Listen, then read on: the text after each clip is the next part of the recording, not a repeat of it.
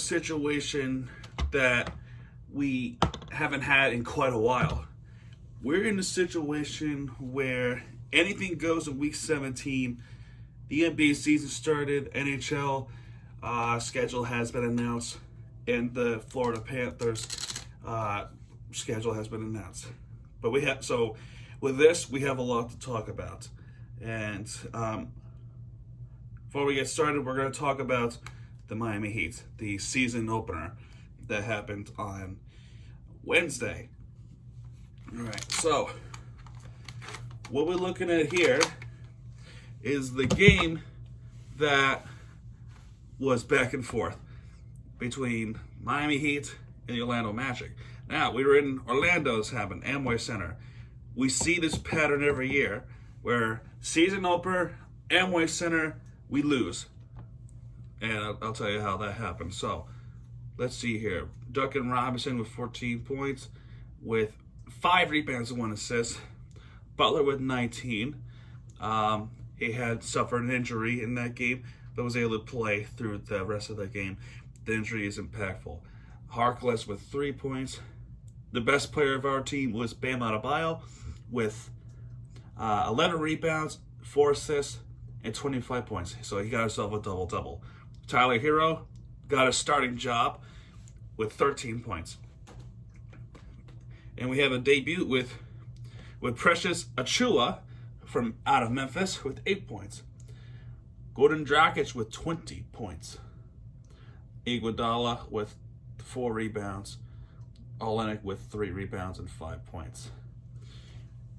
So, with the Magic, Gordon, white hot player in that game. A lot of times he got robbed from the NBA All-Star dunk contest. So that guy, watch out for NBA. Aaron Gordon, 20 points with 7 rebounds. Vucevic with 15 points. Nikola Vucevic has been Magic for a long time. That's what I could say. Fultz with 15. The best player definitely on that Magic team, and that's a duo you got to watch out for, is Evan Fournier with 25 points, 4 assists, and didn't have a single rebound, though. By the way, Nikola Vucevic with 15 points, he also had 11 rebounds. And when we talk about rebounds, a lot of them are defensive. And with him, the rebounding and the offensive rebounding were the key. They were a big key. Michael Carter-Williams, where the big subject to with 3. And Aaron Gordon, those big guys, watch out for. Speaking of Michael Carter-Williams, he had 4 points with 3 rebounds. Birch, 6 points. Okeke, 3. Bacon, 0 points. So he had himself a donut day, but with 3 rebounds. So with that game, what I'll tell you is we started off strong, then became a rebounded, got himself a rebound battle. And ultimately, Orlando came out on top with a brilliant fourth quarter. A lot of things happened in that quarter, including a coach's challenge, in which the challenge was made by Orlando that what happened was a foul was called. I believe it was on Michael Carter-Williams. So what happened was Michael Carter-Williams commits a foul on Butler, and the challenge for that was that Michael Carter-Williams didn't even land a single contact on Jimmy Butler. So the challenge was a successful challenge. However, there was some discussion with him and the referee that if there was no foul there, why do we get the point? Another explanation I could think of is the shot clock. The shot clock was winding down to 0. The shot was off by 0.2 of a second left on that shot clock. The foul was called then, and the basket was made. Now, because of that, the points were counted. And then Jimmy Butler and Michael Carter Williams, they got into a little discussion with each other. There was no fight, no brawl, but everything went smooth. Nobody fought each other. Nobody's bruised. Nobody got a broken nose. No one fought. So it was just a conversation. Michael Carter Williams was actually part of the Philadelphia 76ers, I believe. So I heard that name plenty of times. So during that process, Butler got hurt. His ankle was stepped on, and that was impactful the rest of the way. For the rest of the game, the fourth quarter, look, every year it's a pattern. We lose in the Magic, but last year we lost in the Magic too. But we made it to the finals anyway. So I say shake off the loss and prepare for the next battle with New Orleans. Don't even think about the loss with Orlando. Congratulations, Orlando Magic, for beating the Eastern Conference champions. And for now, as we speak, they are 2-0. Shake off the loss, go against New Orleans, and on Christmas Day. That's exactly what they did. New Orleans Pelicans. Let's see here. Brandon Ingram, 28 points, 2 rebounds, 3 assists. Zion Williamson, this guy can play. Those two guys I just mentioned, Ingram and Williamson, they can play basketball. This is the reason Zion Williamson is the number 1 pick in the 2019 draft for the Pelicans.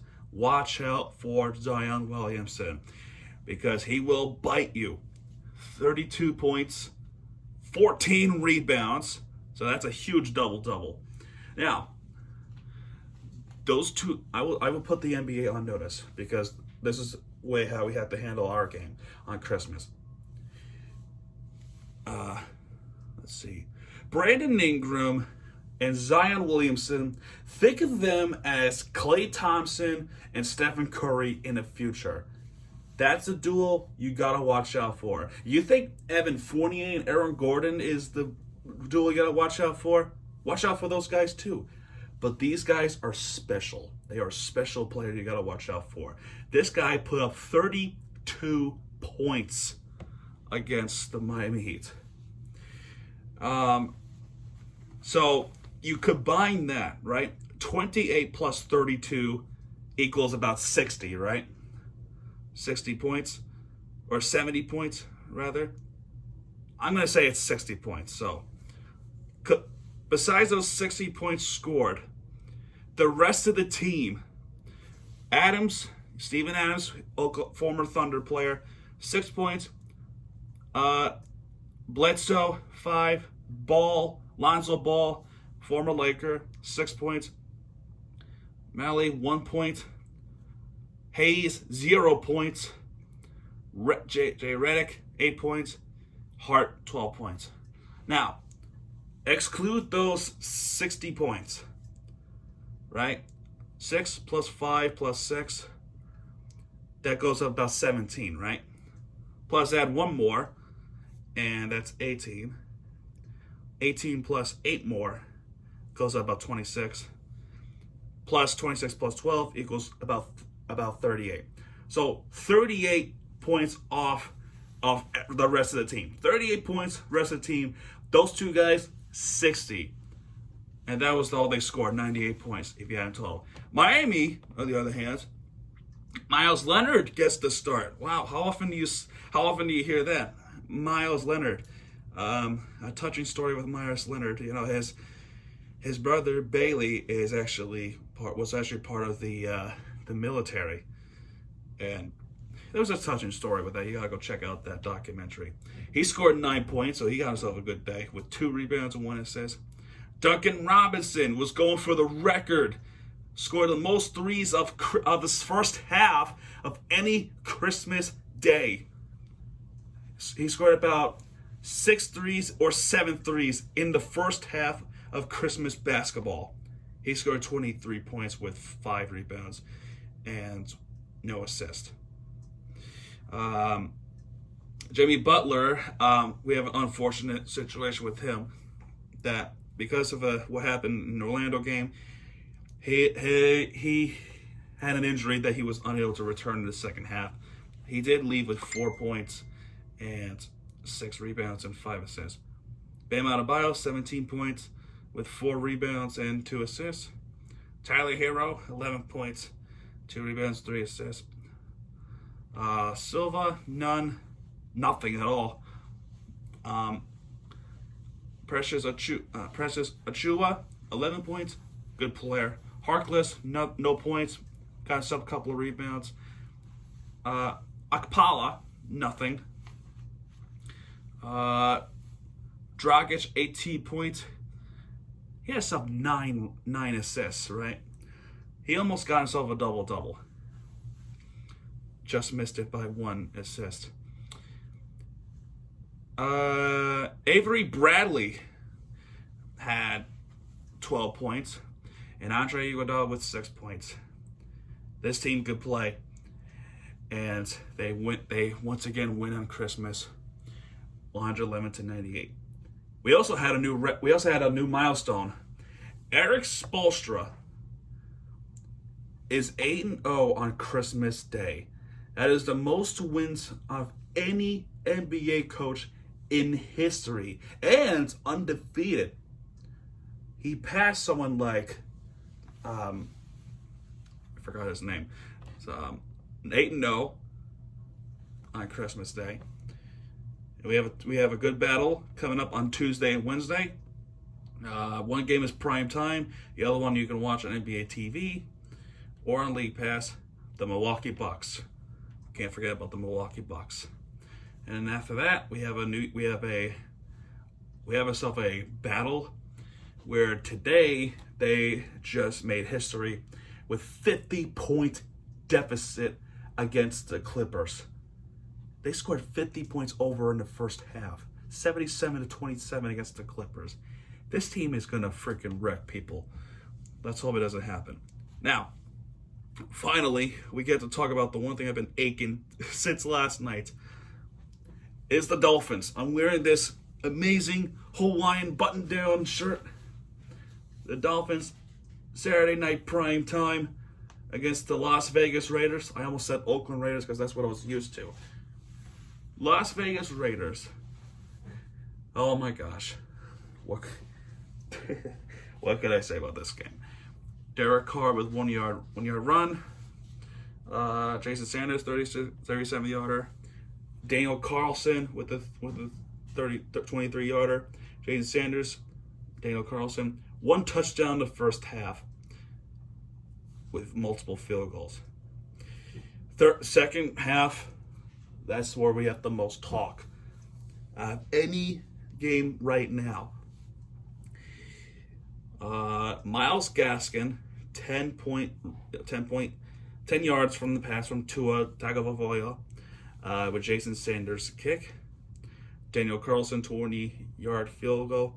Jason Sanders, 22-yarder. This is the fourth quarter now. Now, this is the part where we're going to talk about a lot, because this is the final 5 minutes of this game is drama. Nelson Aguilar with 85-yard pass from Derek Carr. Look, this guy was being defended, and the defense, Byron Jones, what are you doing? He let them get beat. We were pressuring Derek Carr, and then the ball got away, and I'll tell you what, Nelson Aguilar, this is why he won the Super Bowl with the Eagles. This guy could catch, and he will juke you and then go over to the goal. So that's 16-22 at this part. Speaking of juking, by the way, he missed the PAT after that touchdown, Daniel Carlson, and that cost them a lot. And let's talk about that. Myles Gaskin with a 59-yard pass touchdown from Ryan Fitzpatrick. There was a QB change. They benched Tua because he wasn't playing that great, so they put in the veteran Ryan Fitzpatrick. A short pass to Myles Gaskin that turned into a touchdown pass. This play, right? This kid is being underestimated. This guy juked the crap out of the defense. He juked him at the side, and then he freaking goes to the end zone. Man. Daniel Carlson with a 22-yard field goal. Let me explain this field goal, right? This pass interference call might be the worst one I've seen in a couple of years. First off, I don't know if it was Xavier Howard or it was Byron Jones, but a little touch, the referee throws a flag. Are you kidding? Are you kidding me? Oh man, that call was almost as bad as what happened in New Orleans, and I know New Orleans people don't even want to speak about that pass interference. That's why we had that challengeable rule, where if there's a pass interference, you could challenge it. That rule failed horribly. That's why there's no rule of it anymore. I kind of wish that rule still exists, because that was phantom, that pass interference call. And because of that, we were playing the clock game. Their strategy was to not score a touchdown, because that will give us some time to try to score back. What the Raiders did was very smart. They wind down the clock down to 19 seconds left on the clock, with Daniel Carlson kicking a 22-yard field goal to make it 23-25. Now, after that field goal, the Raiders were celebrating their victory, because they have one step away of making the playoffs. Or so they thought. So, here's what happened. A kickoff, touchback, and then we gotta look at this guy right here who made a good catch off the sideline.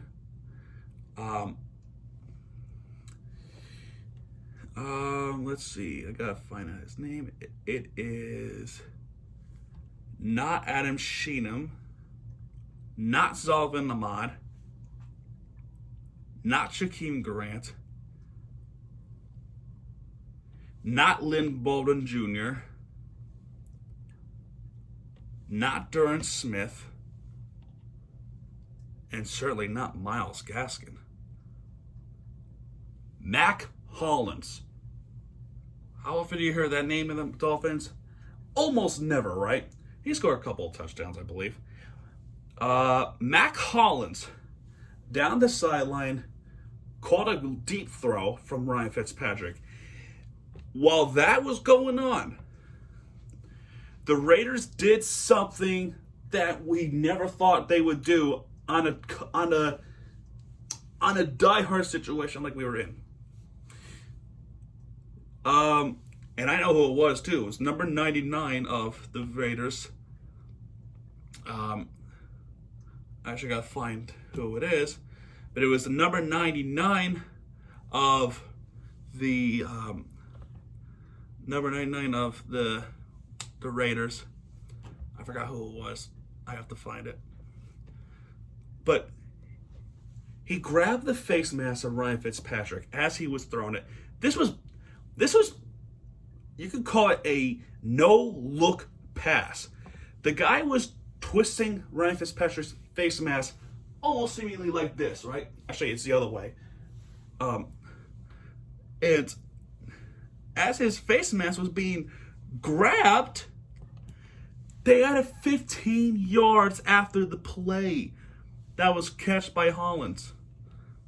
And so then, as the game rolls on,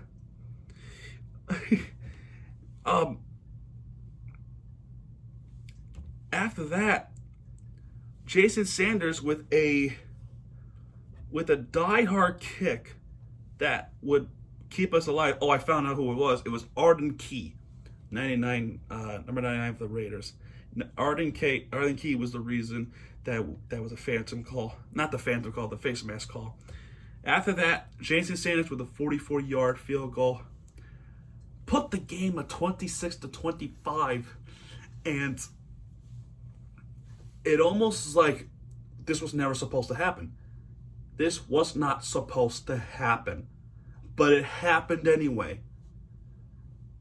We rely too much on luck.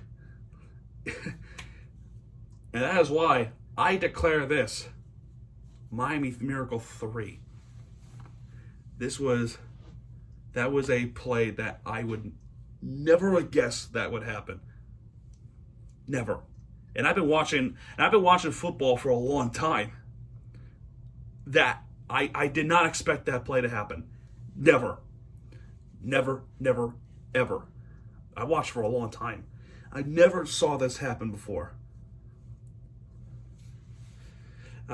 Before we stop talking about the Dolphins, I also want to point out Eladon Roberts, who had a right knee injury, might be done for the season. So sending my prayers to him. A great player for the Dolphins defense. Won a couple of Super Bowl rings with the Patriots, and hopefully he gets back soon. Miami Miracle 3, winner of the week, no question. So, with the Heat, we got the Bucks twice this week, and then the Mavericks. The Dolphins, let's talk about the Dolphins again.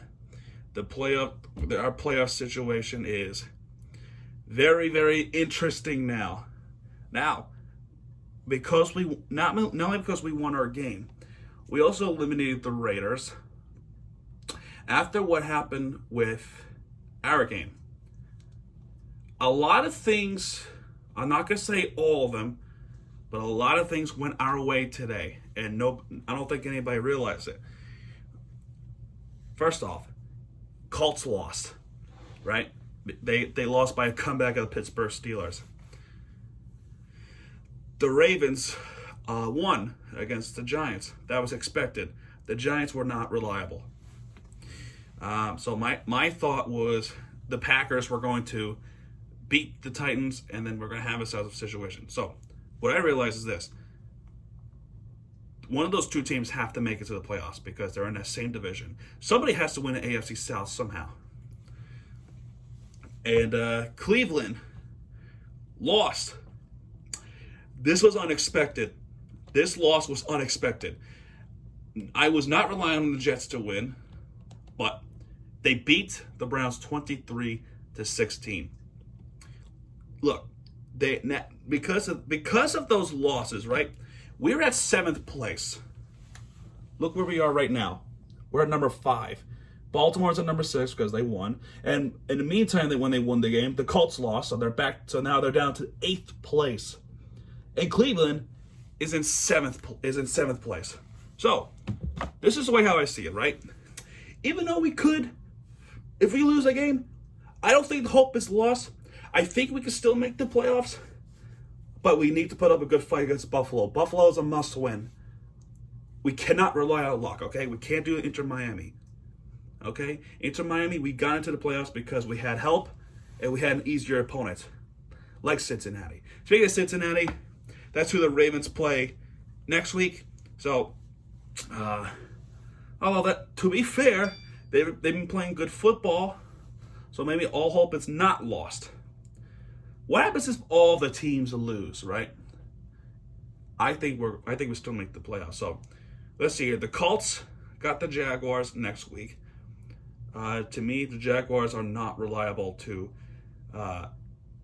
keep them out of the playoff spot. If the Colts somehow lose to the Jaguars, then they're eliminated. We're in the playoffs either way. Also, let me explain something, right? First off, Browns have a schedule against the Steelers. So if they lose to the Steelers, maybe that's a good thing. But we cannot rely on luck. We have to beat the Bills to secure a playoff spot one way or another. And speaking of which, because the Browns lose to the Jets, I like to point out that the Jaguars actually secured their first round pick, the first overall pick. So I would assume and expect they would pick Trevor Lawrence out of Clemson. I mean, come on, how obvious it's going to get. So what I hope is the Jaguars to play their hearts out against the Colts because they got nothing to lose. Play your hearts out, win a game. Let's see where it goes. And if they win and Jets lose, nothing matters. The Jaguars have the first pick. And speaking of Jets, they got the Patriots, which is irrelevant. But another relevant game I must point out: Ravens versus Bengals. hey, listen, the Bengals, there's a chance they've been playing good football, but Ravens play better football. So to me, I say the Bengals are unreliable. So the most reliable source right now for the playoffs, probably the Steelers, but a bigger team to rely on is ourselves, the Dolphins. This is a must-win against Buffalo Bills. If we cannot beat the Buffalo Bills, then then you better pray that one of the teams lost and the league will be nice and let us in the playoffs anyway. Because we've been playing good football, and it'll be a shame to start the new year after a horrible year in the worst way. Let's not let that happen. That's the last thing we need. Okay, I'm going to wrap it up by saying we have a hockey schedule, and we're in the Central Division, the Panthers. Our first game starts on January 14th, and our first opponent is against the Western Conference champions, the Dallas Stars. So, let's see here. The Central Division contains teams like Panthers, Detroit, Chicago, Tampa Bay, Dallas, Carolina, and I believe Columbus. I could be wrong. And Nashville. We're gonna play those teams for the rest of the year until maybe the playoffs. They kind of do what MLB did. One more thing to point out is we have a Cheez-It Bowl on Tuesday against number 21 Oklahoma State. Go Hurricanes! Hopefully win the Cheez-It Bowl. And also the Hurricanes basketball team, they're playing against number 24 Virginia Tech on Tuesday. And on Thursday, we have Notre Dame for the women's side. Plenty of cool things to see this week. And a very crucial week 17.